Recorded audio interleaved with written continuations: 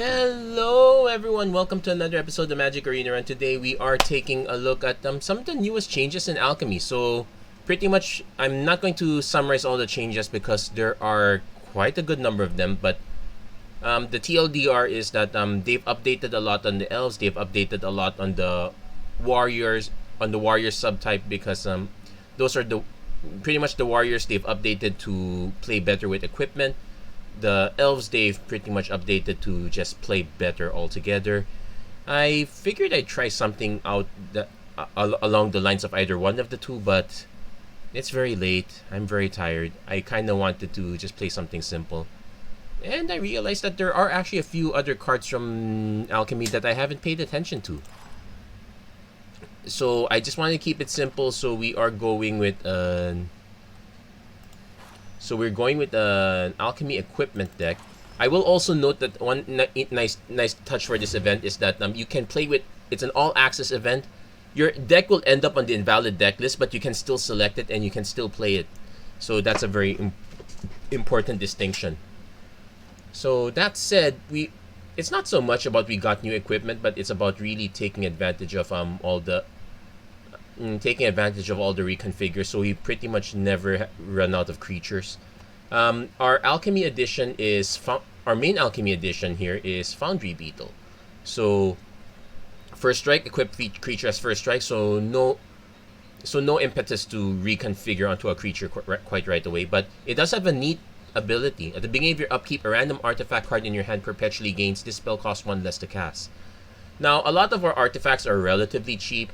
Lizard Blades is already 2 mana, Ogre Headhelm's already 2 mana, Patchwork Automaton's 2 mana, but there is a world of difference when you cut that mana cost in half. So that's pretty much the deck we're going. It's pretty much relying on the usual turn 1 aggro start. Ideally, Kumano faces Kakazan into one of our 2-drops. Other than that, we do have a bit of support, Voltage Surge, Abrade. Molten Impact's actually pretty good as removal spell. We have Thundering Raiju as a top end. It's relatively easy to get reconfigured between the +1/+1 counter from KFK and just reconfiguring stuff onto our other stuff.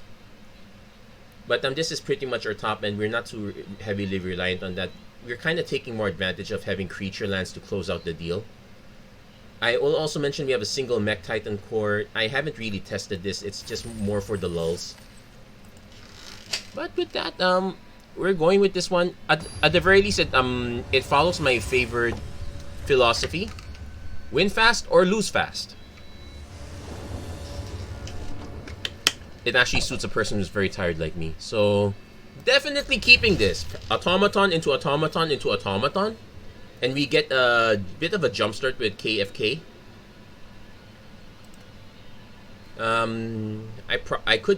I didn't exactly see that many artifact decks, so I could easily have subbed out the Abrades for just the Molten Impacts and maybe a few Conductive Currents. That is an possible change since we're mostly mono red.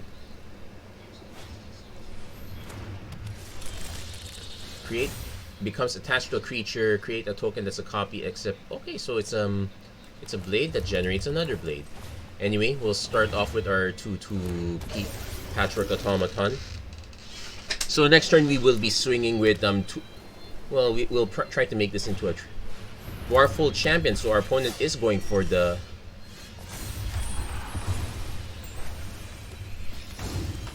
Now, as much as I'd like to land the Patchwork Automaton now, it's just gonna die to this. We might as well take advantage of the fact that we have 1 mana floating anyway.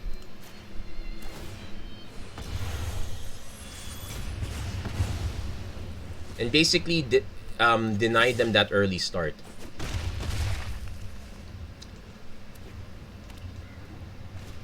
Opponent hits their Maul of the Skyclaves. Let's see if they try to rush us. They probably won't.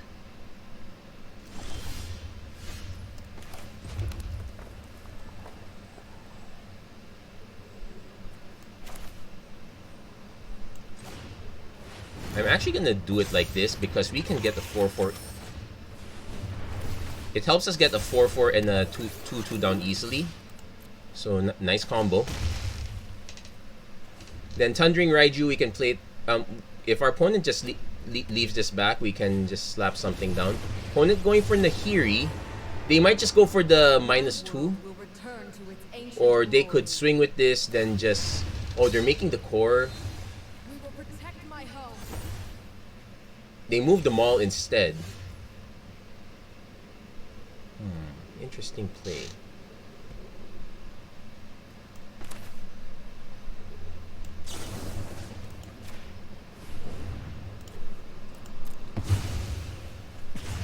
Yeah, opponent being starting to be a bit obnoxious there. So...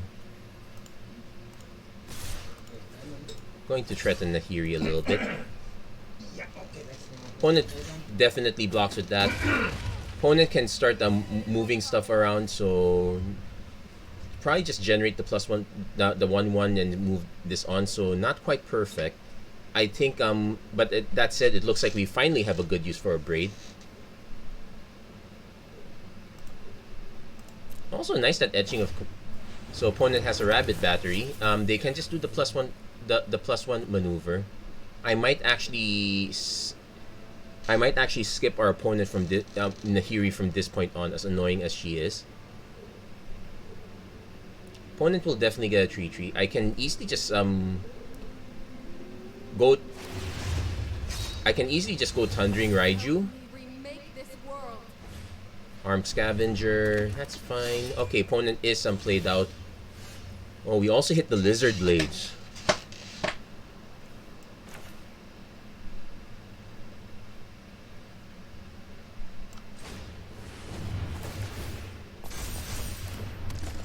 So we probably want to reconfigure this onto this one.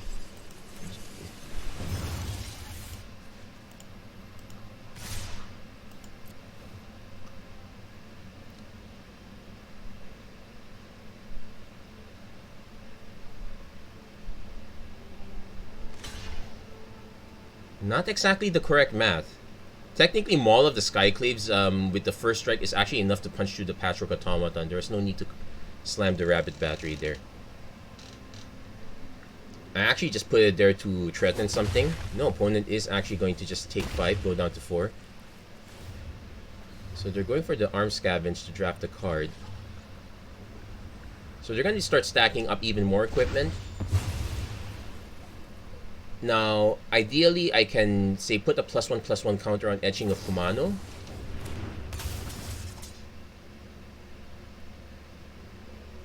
Okay, opponent is really, yep, they're really stacking on that one. Now, the idea is we want to get our opponent down to 1. Not gonna be easy. Although it's possible, if our opponent decides to +1 and move the Inchblade Companion, they'll still have an Inchblade Companion, so it's not quite done. But we can force our opponent to make a lot of very unfavorable blocks.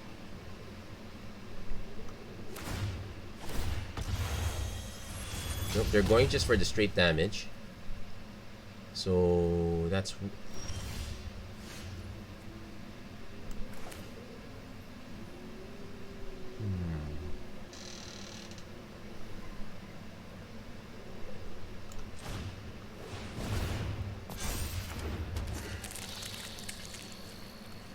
Now I can move the Lizard Blades here, but it does nothing. Same with the Foundry Beetle.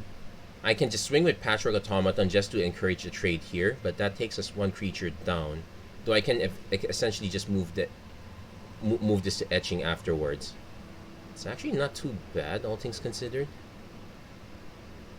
Or I can just wait.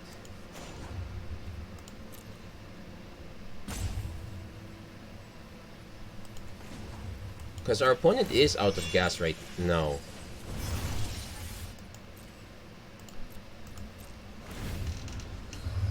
Though technically they are still getting a lot of gas from the Arm Scavenger, so we just have to be careful they don't hit something really big. So ideally I hit an Abrade or some sort of damage spell. Come on, this is your time to shine, Thundering Raiju.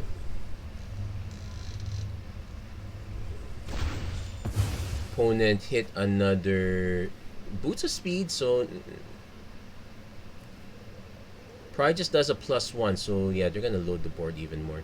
The most we can do is take them down to, like, say, my... Ideally, I swing with all this, and I can keep the Thundering Raiju alive is kind of the catch.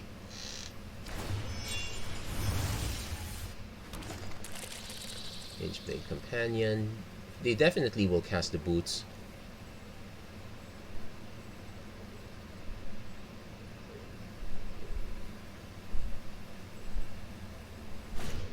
Boots of Speed.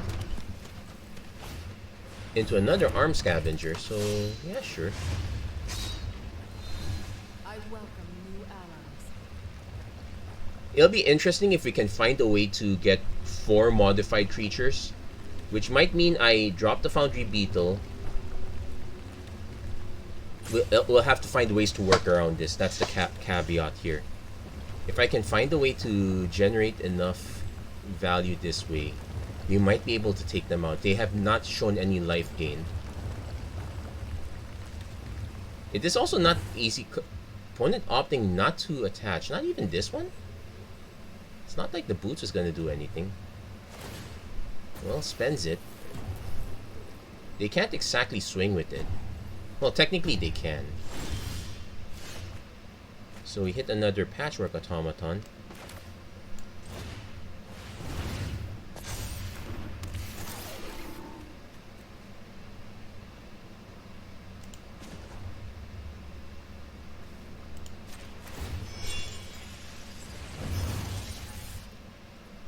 So no combat yet, but this is 3 modified creatures. I technically need to have 1 more creature for this to work.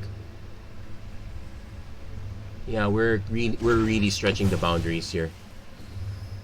Next turn, our opponent is gonna minus 3 this one again, so that might be an issue. Kite Sail. Opponent's gonna start hitting us down. That's also the scary part of this equation here. Thankfully, there is some life gain equipment, just not an Alchemy right now, so that's thankfully the good news. Foundry Beetle. Okay, they also have their own Foundry Beetle.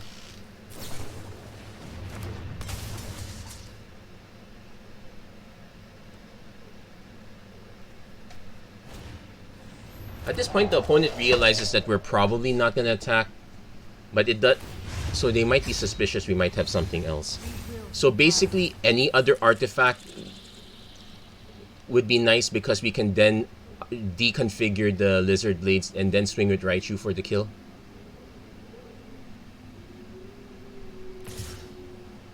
So I will also take a removal spell for Nahiri just to really play it safe.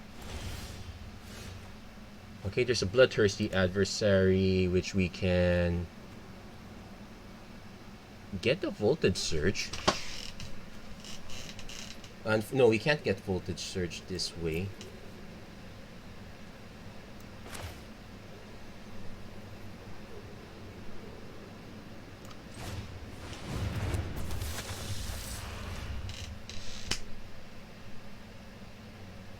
Now, technically, I could swing with all these.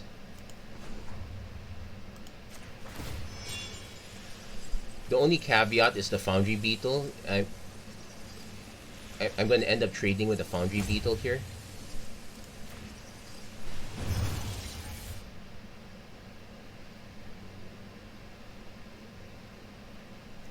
I could just trade with this. That this takes us down to 1, 2. Yeah, because we're about to get a full swing in.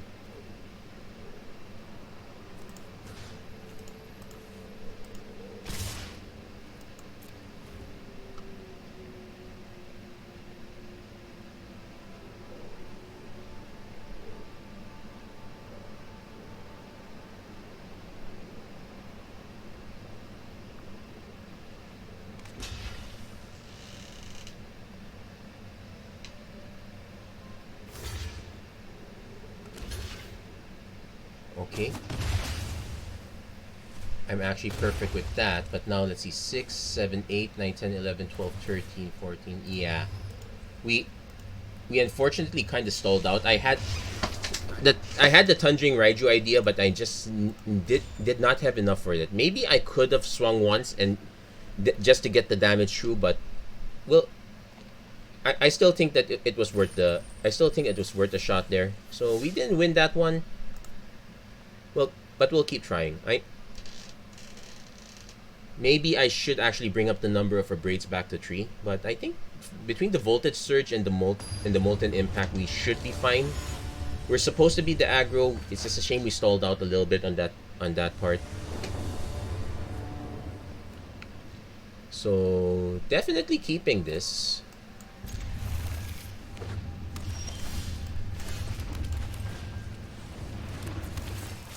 Does our opponent have removal? I would not be surprised if they did. It just makes perfect sense to have removal nowadays. Yep, Frostbite, sure. Yeah, I could also run Frostbite instead of Voltage Surge. It's not often I need to hit 4. Well,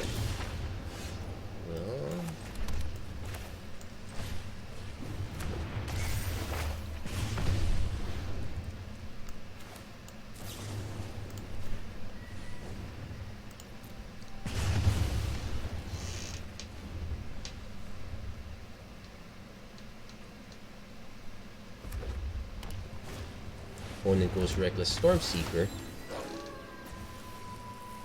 So if our opponent swings with this, I do have an alternate plan. Though technically the correct play was just to cast the Molten Impact, but I'm going to just swing first. See what our opponent does. Because we could just hold the Voltage Surge for something smaller. Or something else for that matter. Okay, opponent has the Mass Faceless Haven plan. Just remember that these are now 3 trees instead of 4 trees, so a little less painful. Kessig Flame Breeder. Opponent's not threatening to flip this, so we're actually kind of fine. If our opponent goes for damage on the battery, I will just slam it on the Stormseeker in response. Opponent just going to hit us for 4. I'm actually going to take it for now.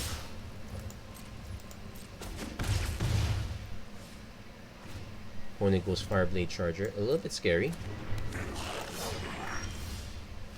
Yep,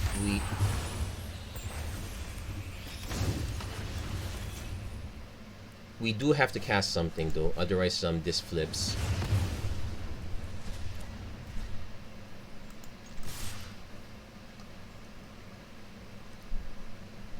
Let's see if our opponent realizes that it will exile, so he doesn't block. Now we technically have more. Well, our opponent is can get us for 5, so I might just end up playing the Patchwork Automaton if I don't hit anything else. Reckless Impulse, opponent starting to draw cards. Land and Charger is not bad. Actually, the Charger not so great right now. Also note we can just Molten Impact and snipe a Charger.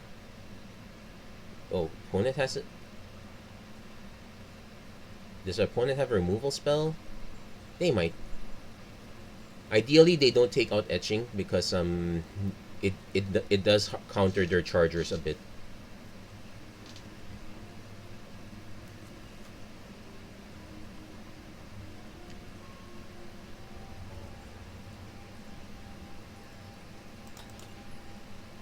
But yeah, if we're expecting a lot of creature matchups, Molten Impact's actually looking very good.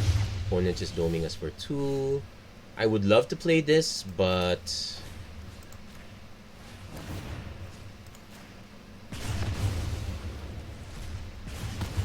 and the next time we cast one, okay, so if our opponent can activate 1,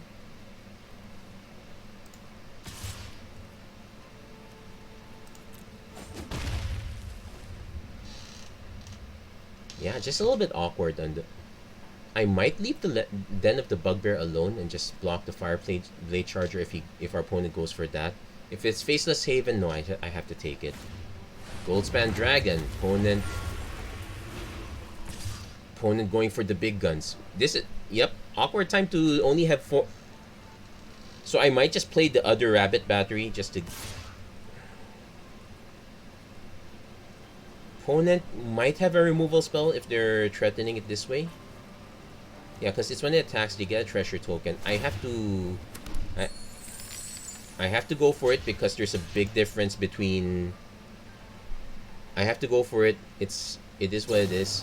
Play with fire. Yeah, I knew they'd have it, so they would be able to snipe this, but I can now at least rabbit battery voltage surge. Not really desirable, but we might have to go for it.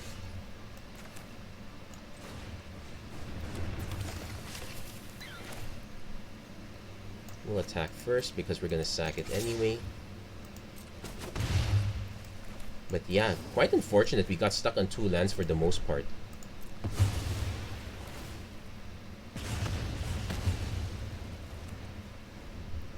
I could have waited for them to attack just to snipe the incoming token, but no, it's not gonna work out well. Actually, it looks like we're kind of dead at this point. But yeah, win quickly, lose quickly. Yeah, it's a shame we got so stuck on mana, but we were able to function relatively well for a 2 mana hand. We're able to answer quite a good number of their cards.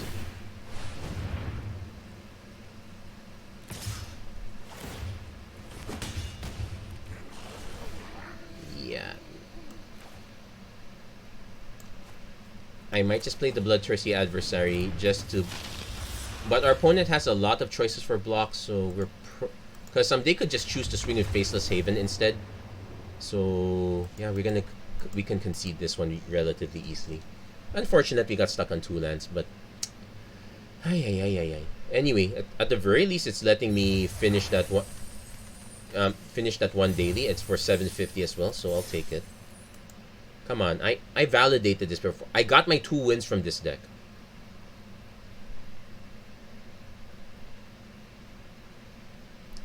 That said, if I'm seeing this many, I might just rebalance the number of Abrades and Voltage Surges. Yeah, I probably would do that, because... Okay, but we're definitely going first. We got Kumano into Patchwork.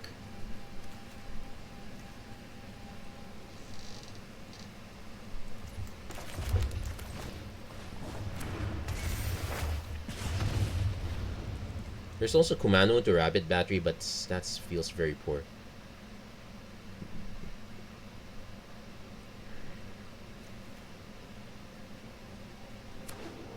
Opponent names White. So, not often that we see White though. Okay, goes for the Scry.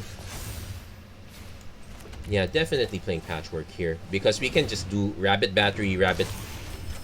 unfortunately, maybe not Rabbit Battery Voltage Surge, but we can... But still, Rabbit Battery is not bad.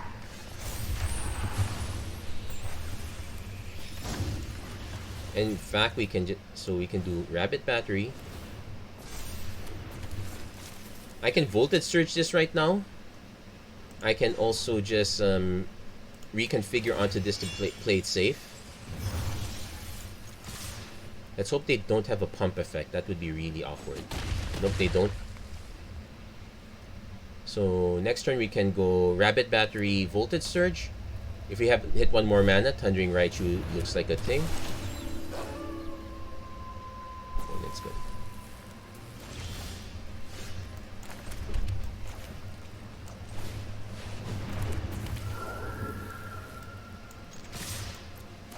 And because of the blocking potential, I'm gonna just stack it on the Automaton.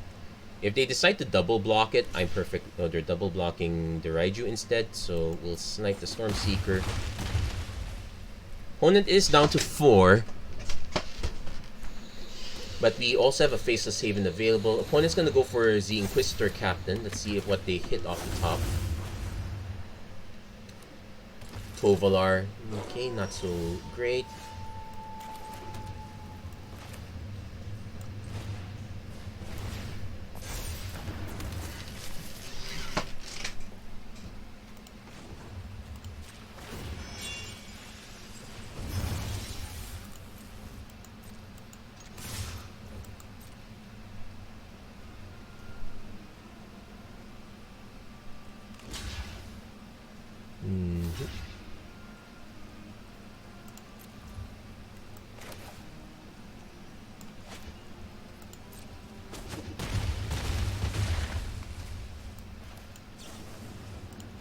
And now our...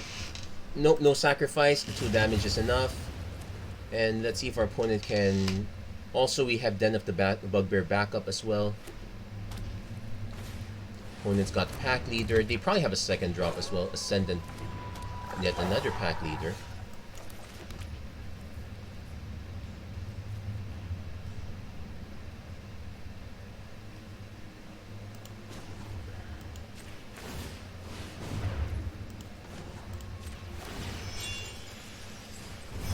Yep, and opponent concedes right there. With both of them threatening, our opponent would have to either have removal or just block with both, and they did not have that. We kind of lucked out that our opponent did not have an early Tenacious P or Pack Song Pup. That would have bought them enough time in life over the course of a few turns. Ominous Traveler. Okay, this was from the Innistrad set. Junkyard Scrapper. This one is from the Kamigawa set. Whenever a non-token artifact, exile the non-random you may cast with lesser value. It's worth considering. It's just a shame it's not an artifact itself. But actually, I'll double check it later, because since it seeks an artifact card, you know what you're going to get from there. So, okay, Mech Titan Core, probably a little too early to the party, but we will definitely hold up the Voltage Surge. And depending on what our opponent has, we might be able to even just drop a Molten Impact early. So, let our opponent drop a few creatures, we might be able to clear the road. Instead, the opponent goes Forgotten Crossroads. They are scrying, so we probably just play Ogrehead Helm.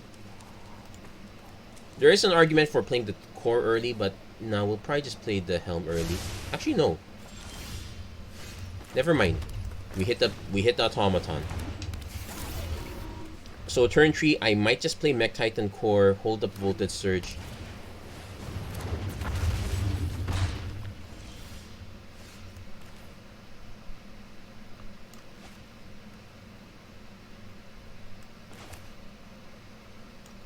Alternately, we can do Molten Impact, hold up 3 damage.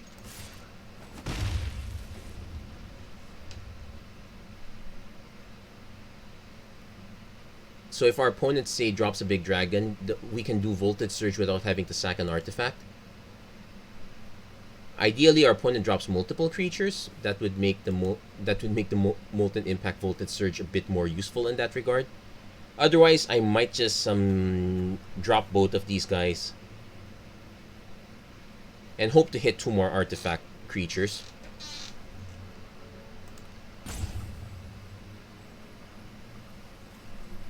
And probably 1 more land along the way. But also note that this is not opponent is actually going multiple colors.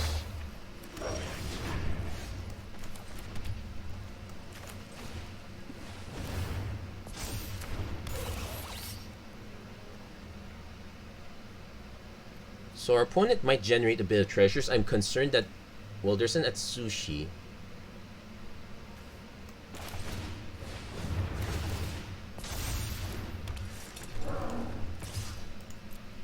So here's the plan. We're gonna swing for a little bit of damage first. Opponent probably tries to play Atsushi, maybe with the help of a token. So if that's the case, I can go Voltage Surge to take out both the Shaman and Atsushi, though it gives him a ton of treasures, which scares me. I might be better off just sniping the actual Saga when it comes to that.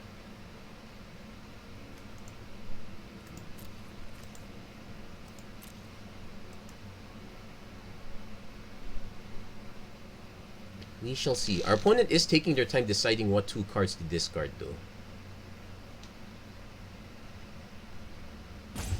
The concern is that at any regular board wipe will off us quite a bit. Opponent chose not to bin anything. So we're actually gonna take the hit. Yeah, giving our opponent treasures is not a great plan. Maybe we can hit a cheap artifact, though as much as I'd like to go Mech Titan Core, dropping a cheap artifact to snipe both of these is probably not a bad idea. And that's what we're gonna do, actually.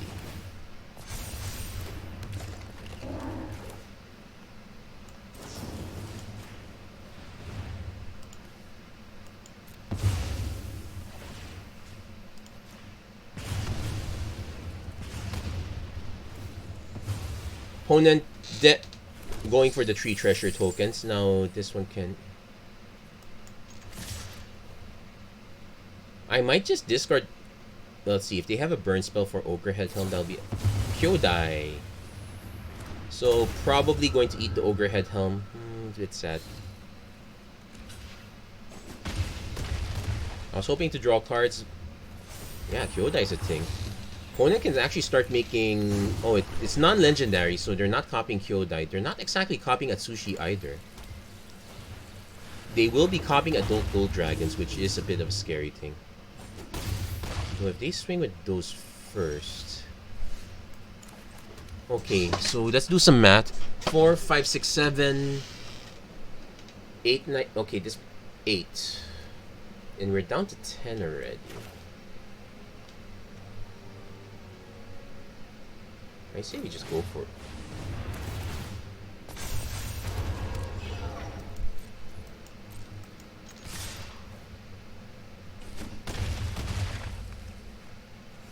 Yeah, the concern is our opponent can just make another copy of this, so that's 4, 5, 6, 7. Yeah, that's a good game, actually. Yeah, we fell for the Kiki-Jiki plan. Kiki-Jiki Dragon's looking interesting, actually. So, what happened there? We probably could have saved the removal. There was no need for us to take out Atsushi. We probably blew it too early. We were probably better off blowing it on... waiting for the swing and blowing on Kyodai. I just did not completely expect it. So... sometimes... Yeah, not always going well, but then again, win fast, lose... Although, for me saying win fast, lose fast, the games we played have been anything but.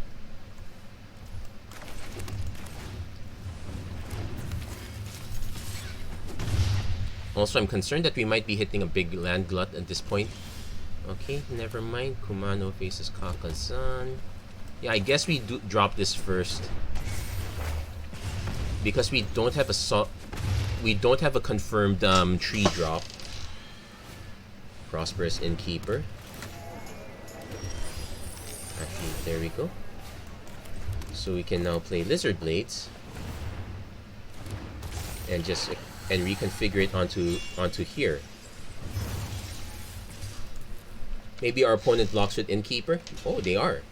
So that might signal that they do have removal for the Lizard Blades, or they have something big incoming. Teamer is always kind of scary at this point.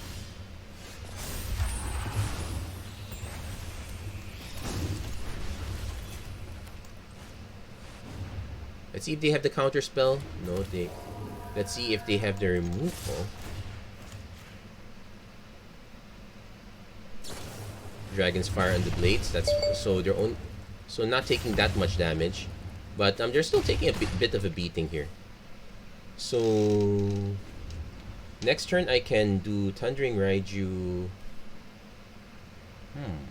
I can spread the tokens around. Let's see if they have removal for this Raiju. Nope. Eska's Chariot. So it could be a 4-drop.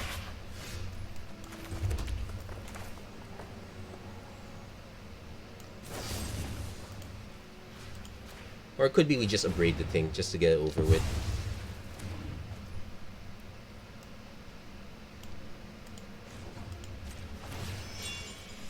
No, I am not trading the battery for... I'm just going to put another one here so it guarantees our opponent takes 2 no matter which one gets blocked. And then we're going to deconfigure. Let's hope we didn't just open it up for here. But then again, we have another Raiju on standby. Let's see what our opponent's big gun is. Battle of Frost and Fire would be annoying since I just took out the battery. Shatter Skull Smashing is not annoying. In fact, it looks like it is over.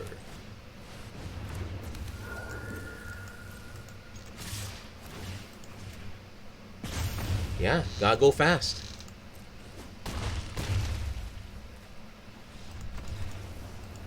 Our opponent had a bunch of cards, but they didn't have the time to play them anymore. That's pretty much my philosophy for an event. I barely had the time to think it over.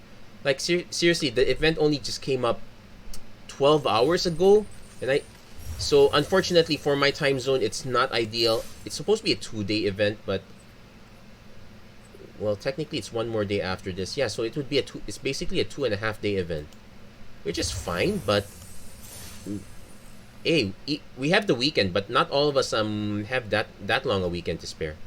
You know what? We'll play one more match.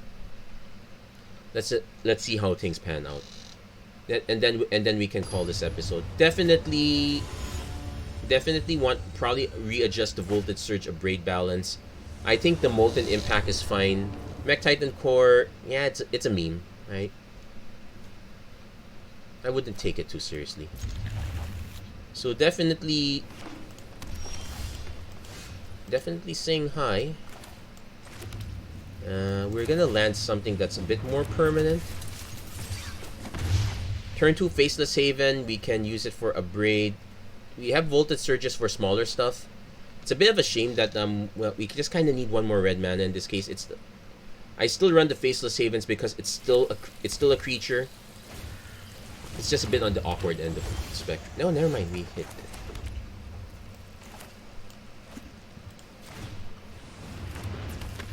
And Voltage Surge to slow down our enemy a little bit.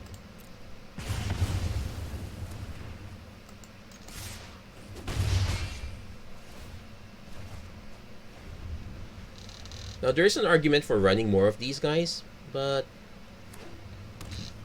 also opponent is on the elf plan.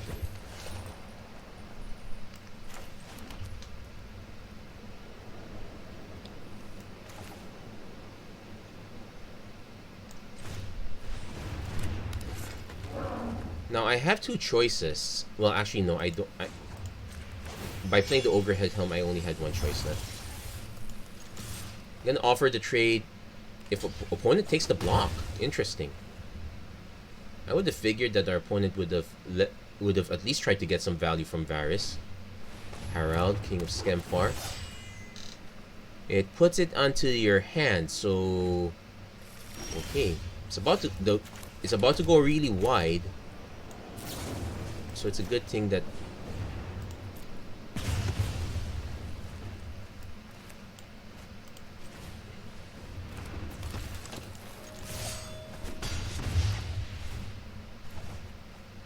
also the channel having, yeah, it's a little bit awkward having the multiple Faceless Havens, but Elderleaf Mentor, 2/2/1/1. We hit another Overhead Helm, but I probably want to Voltage Surge this, although the damage is kind of done already.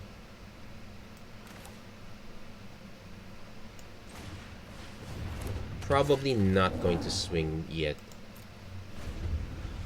Opponent also kind of stuck on 3 lands. They might get out of this soon though. Yeah, that's a lot. Quite a decent use for the Voltage Surge. Also kind of curious why our...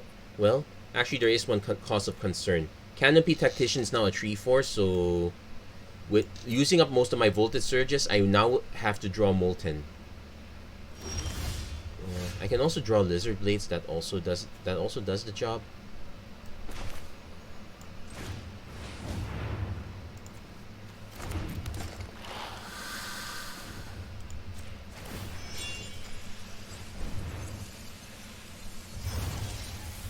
Opponent probably has removal.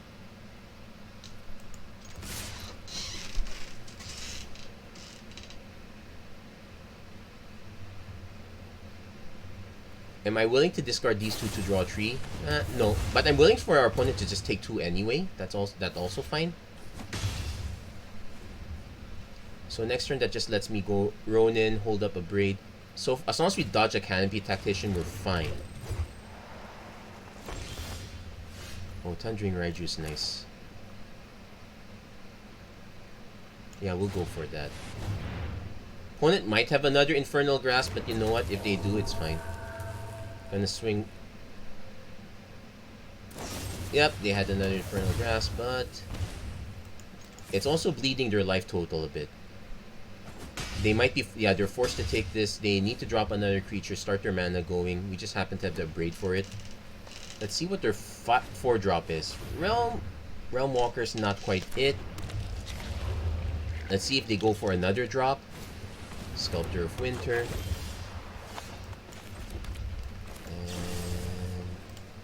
And it's over.